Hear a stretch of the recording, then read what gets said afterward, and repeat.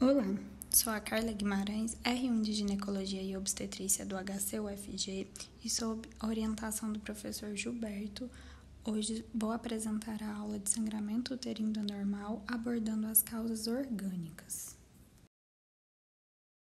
Na aula de hoje falaremos sobre definição, etiologia, epidemiologia, fatores de risco, classificações, clínicas, diagnósticos e os tratamentos mais comuns das principais causas orgânicas de sangramento uterino anormal, que se incluem o mioma, a adenomiose e os pólipos uterinos, principalmente os endometriais. Relembrando a aula anterior sobre sangramento uterino anormal, nós temos as principais causas representadas pelo mnemônico Palm-Cohen, sendo as causas estruturais representadas pelo palmo, que são os pólipos, adenomiose, miomas, os quais serão abordados na aula de hoje, e malignidades. E as causas não estruturais representadas pelo Cohen, que são as coagulopatias, disfunções ovulatórias, causas endometriais, iatrogênicas e aquelas não classificadas em outras partes. Por definição, os miomas são tumores monoclonais benignos das células miometriais da musculatura lisa e apresentam uma grande quantidade de matriz extracelular, contendo colágeno, proteoglicanos e fibronectina. O mecanismo de desenvolvimento dos miomas não é completamente esclarecido. No entanto, quanto ao seu crescimento, sabe-se que é resultado de uma complexa interação entre os esteroides sexuais e fatores de crescimento. Quando comparado com o tecido normal adjacente, os miomas apresentam uma maior concentração de esteroides sexuais em seu meio, o que estimula a produção de componentes da matriz extracelular, além de apresentarem também maior quantidade de receptores para o estrogênio e progesterona. Sendo que a progesterona local ela aumenta a atividade mitótica das células tumorais, inibindo a apoptose. Além disso, há um aumento também da concentração intratumoral dos fatores de crescimento, principalmente o fator de crescimento vascular, que são expressos de forma aumentada. Quanto à sua epidemiologia, os miomas são considerados tumores pélvicos sólidos mais comuns entre mulheres de 35 e 50 anos e apresentam-se sintomáticos em 20 a 50% destas. Quanto aos fatores de risco, é considerado risco. Idade menor que 50 anos, sabemos que os miomas, eles tendem a regredir no período pós-menopausa devido ao estado de hipoestrogenismo, a etnia negra, história familiar de primeiro grau e a obesidade devido à conversão periférica de androgênios no tecido adiposo. Quanto aos fatores de proteção, nós temos paridade, o uso de anticoncepcionais combinados e o tabagismo, que gera um hipoestrogenismo relativo. Quanto à sua classificação, os miomas são classificados grosseiramente entre cervicais e corporais.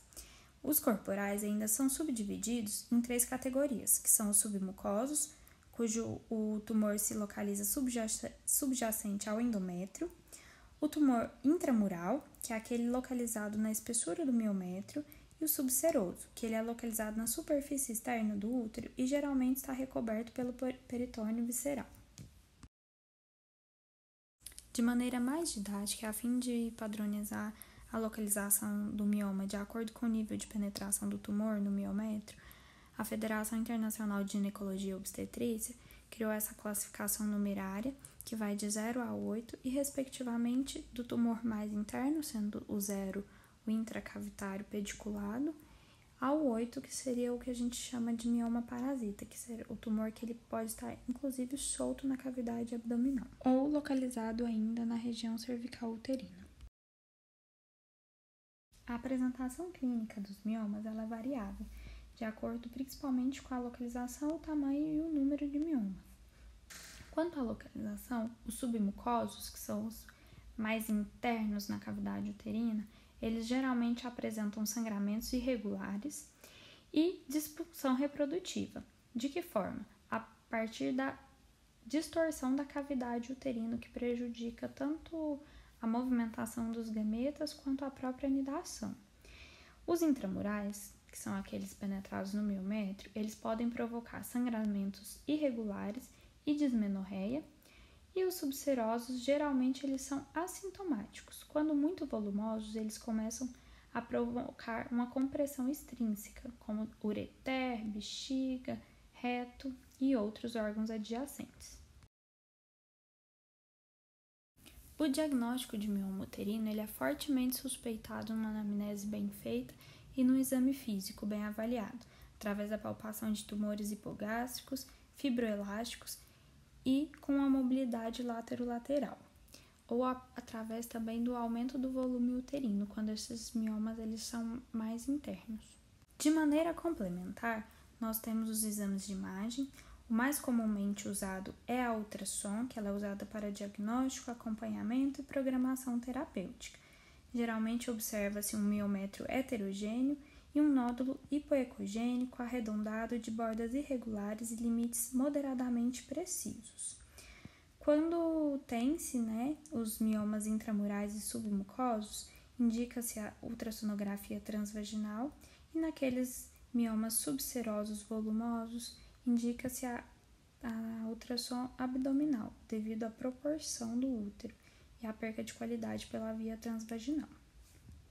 Ainda pouco utilizado devido ao alto custo e à baixa disponibilidade, na literatura traz a opção da ressonância magnética, que é o método mais sensível, faz diagnóstico de nódulos menores que 5 milímetros, e no planejamento cirúrgico, principalmente da miomectomia, ela ajuda demonstrando a zona anatômica da submucosa. No entanto, é um método pouco disponível, então pouco abordado. A conduta diante do mioma uterino, ela é dependente de várias variáveis, principalmente se aquela paciente é assintomática ou não, depende também do tamanho do tumor, do volume uterino, do desejo de manutenção do útero ou de gestar daquela paciente. Naquelas pacientes assintomáticas, com miomas menores do que 5 centímetros, útero menor do que um volume para 12 semanas ou 300 centímetros cúbicos e que estão no período perimenopausa, que igual falei anteriormente, o estado de hipoestrogenismo da menopausa favorece a regressão dessa lesão, podemos adotar uma conduta expectante, por meio do uso dos anticoncepcionais orais combinados, que vão provocar redução do fluxo e melhora do sangramento uterino normal. Os progestagênios, que melhoram esse sangramento, podem ser usados de maneira contínua, a fim de provocar uma amenorreia, ou cíclica, na segunda fase do ciclo menstrual, quando há suspeita de um hipoprogesteronismo. E o preferível, é aquele que tiver o maior efeito antiestrogênico e na nossa realidade, a norethisterona. Outra opção também é o dispositivo intrauterino de levonorgestrel, que age provocando uma redução do fluxo menstrual. Além disso, temos outras opções pouco usadas, que são os agonistas de GnRH, que eles têm muitos efeitos colaterais, E, além disso, eles atrapalham também o planejamento cirúrgico, porque eles fazem perder o plano de clivagem dessa lesão.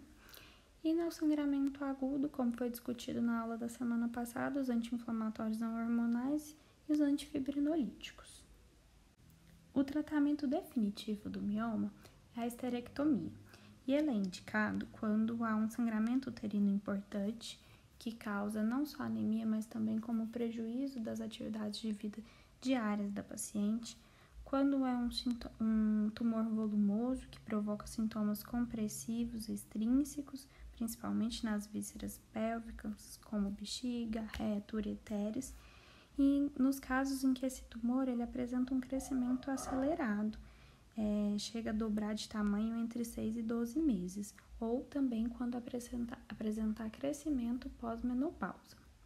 A esterectomia ela pode ser realizada por via abdominal ou via vaginal.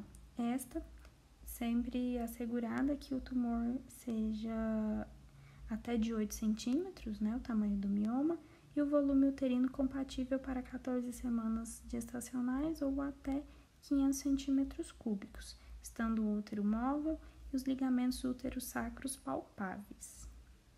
Além disso, temos que considerar o caso peculiar daquelas mulheres que são sintomáticas, mas que têm o desejo de gestar, desejam manter a fertilidade. Nessas situações, poderemos considerar também a miomectomia, para tentar fazer a retirada apenas daquele tumor, melhorando assim a qualidade de vida da paciente e mantendo a possibilidade de reprodução. Tudo isso que foi falado é exemplificado por meio desse fluxograma apresentado. Agora abordando a adenomiose, que por definição é uma invasão benigna do endométrio sobre o miométrio, além de 2,5 milímetros de profundidade, que produz um útero aumentado de forma difusa ou exibe microscopicamente glândulas e estromas endometriais ectópicos não neoplásicos cercados por miométrio hipertrófico e hiperplásico. A adenomiose ela não tem uma classificação muito bem especificada. Seu espectro de acometimento ele é bem variável, vai desde uma zona juncional levemente espessada à adenomiose uterina com espessura total de infiltração do miométrio. A etiologia também não é muito bem especificada. Acredita-se em algumas teorias, entre elas a teoria de microtraumas dessa camada juncional, né, entre miométrio e endométrio, favorecendo a penetração, a invasão desse endométrio. E também a teoria de células pluripotentes que ficam alojadas nesse miométrio e com o tempo elas acabam se diferenciando em tecido endometrial. Além disso, na epidemiologia, apresenta uma estatística um pouco confusa e sua real incidência é desconhecida. Varia-se de 1 a 70%, que não é muito confiável, porque é um grau de variabilidade muito grande. E por que isso acontece? Porque a adenomiose, apesar de ser frequente, ela não tem os critérios diagnósticos muito bem definidos. Entre os fatores de risco para a adenomiose, encontramos a exposição ao estrogênio, então tudo aquilo que propicia a isso, como menarca precoce, ciclos menstruais mais curtos, aumento do IMC pela conversão periférica, uso de tamoxifeno, aumenta as chances de desenvolver a patologia. Multiparidade também, pela invasão trofoblástica no miométrio, cirurgias uterinas e fatores genéticos.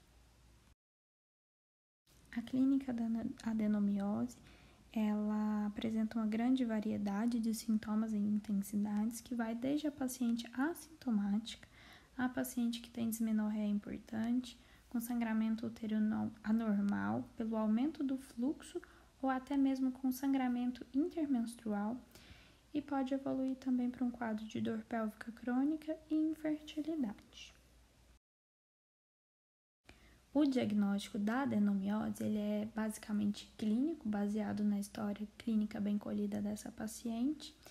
Ele só é realmente confirmado, o exame confirmatório, que é o padrão ouro, é o anatomopatológico, mas nesses casos só realmente após biópsias ou esterectomias, quando forem indicadas.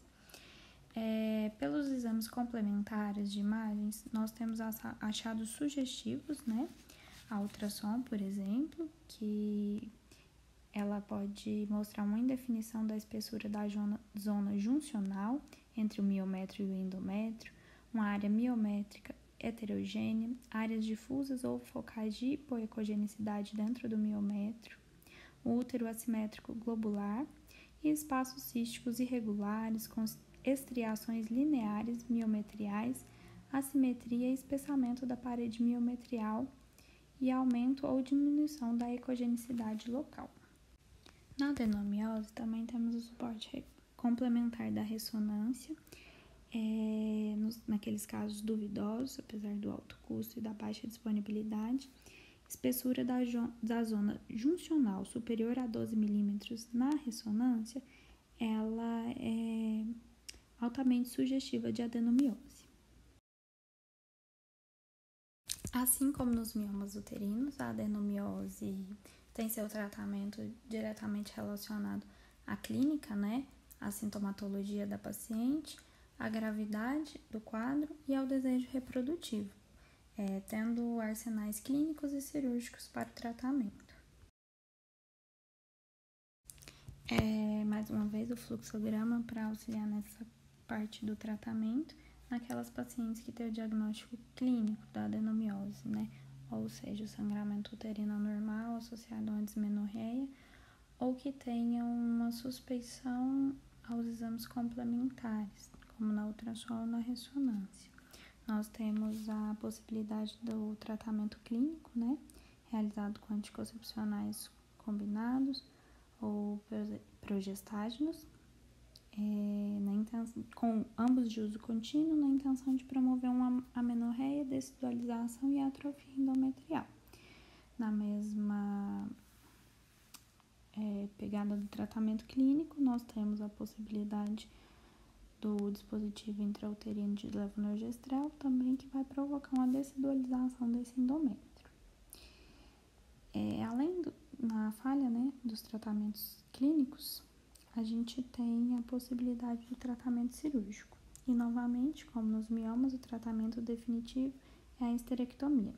Mesmo que a literatura traga outros tipos de tratamento, como ablação e ressecção endometrial por esteroscopia, citorredução desse endométrio, a embolização das artérias uterinas, todos esses procedimentos eles têm um alto índice de insucesso e também uma alta taxa de recorrência, evoluindo na maioria das vezes para uma histerectomia futura. Por fim, abordando sobre os pólipos uterinos, por definição, são projeções de tecidos formados por glândulas, estromas e vasos sanguíneos provenientes do endométrio uterino. Assim como as patologias anteriores, seu mecanismo de desenvolvimento também não é completamente esclarecido, mas suspeita-se de uma relação com o estímulo estrogênico, o que parece um pouco controverso com relação à epidemiologia que será apresentada logo a seguir. Apesar do surgimento dos pólipos uterinos estar aparentemente relacionado ao estímulo estrogênico, seu pico é na pós-menopausa e tem uma prevalência de 7 a 35% das mulheres. Traz uma taxa de malignização de 0,5 a 3%, evoluindo principalmente para adenocarcinoma endometrioide ou seroso. Tem fator de risco ligado à idade, a maior incidência no período pós-menopausa, a hipertensão, ao uso de tamoxifeno e terapias hormonais e também a obesidade, pelo mesmo mecanismo de conversão periférica. São diversas as classificações dos pólipos, quanto à sua localização, se eles são cervicais ou endometriais, quanto à quantidade, se são únicos ou múltiplos, e quanto ao aspecto de sua base, se eles são sésseis ou se eles são pediculados. Ainda dentro das classificações dos pólipos, nós temos a classificação esteroscópica dos pólipos endometriais. Eles são classificados em fibrosos ou fibrocísticos, que são pólipos atróficos com predomínio de estroma fibroso, mais comum em idosas, e eles geralmente são regressões do subtipo funcional ou hiperplásico. Temos também o funcional ou mucoso, que são considerados pseudopólipos, e aqueles que têm menos de 1 centímetro tendem a descamar durante a menstruação. Temos os pólipos adenomatosos, cujo estroma é predominantemente de músculo liso, e os hiperplásicos, cuja vascularização é aumentada e irregular e são mais comuns na perimenopausa. A clínica dos pólipos uterinos é caracterizada pelo sangramento uterino anormal sem um padrão definido, podendo ser de aumento do fluxo menstrual, sangramento intermenstrual, sinusiorragia ou sangramento pós-menopausa. Esse sangramento ele se dá principalmente pela congestão no estroma do pólipo, levando a uma estase venosa e necrose do ápice do pólipo, com exposição de vascularização sanguínea e, consequentemente, sangramentos. Além disso, pode apresentar dor pélvica e, no caso de infertilidade, quando esse pólipo ele provocar uma obstrução, seja do orifício interno ou da região das trompas, do ósseo das trompas, provocando também uma dificuldade na fertilização. O diagnóstico é suspeitado clinicamente e complementado por métodos de imagem. Os mais comuns são a ultrassom transvaginal, a esterosonografia e a esteroscopia, sendo essa considerado padrão ouro, porque além de diagnóstica, ela também tem a possibilidade terapêutica. O tratamento dos pólipos uterinos, ele também é dividido em conduta expectante ou conduta cirúrgica. Ela pode ser realizada de maneira expectante naquelas pacientes assintomáticas, cujo pólipo tenha menos do que 15 milímetros e realizada durante 12 meses, porque sabe-se que essas lesões podem regredir espontaneamente nesse período em até 27% dos casos. Agora, com a ajuda do fluxograma, vamos abordar o tratamento daquelas pacientes sintomáticas ou as assintomáticas que tenham lesões com mais de 15 milímetros, múltiplos pólipos, pólipos que se exteriorizam pelo canal cervical, que levam à infertilidade, ou que apresentem fatores de risco para malignidade, que são idade elevada da paciente, pólipos grandes, uso de tamoxifeno e terapia hormonal, naquelas pós-menopausadas, nas obesas e nas hipertensas. Em todos esses casos, o tratamento indicado é o cirúrgico e o tratamento padrão ouro é a polipectomia esteroscópica, porque ela, além de dar uma visão da cavidade uterina identificando todos os pólipos, ela permite uma retirada dessa lesão com uma boa margem de segurança, porque o local de transformação maligna mais comum no pólipo é a base da lesão. Então, essa lesão ela tem que ser retirada também.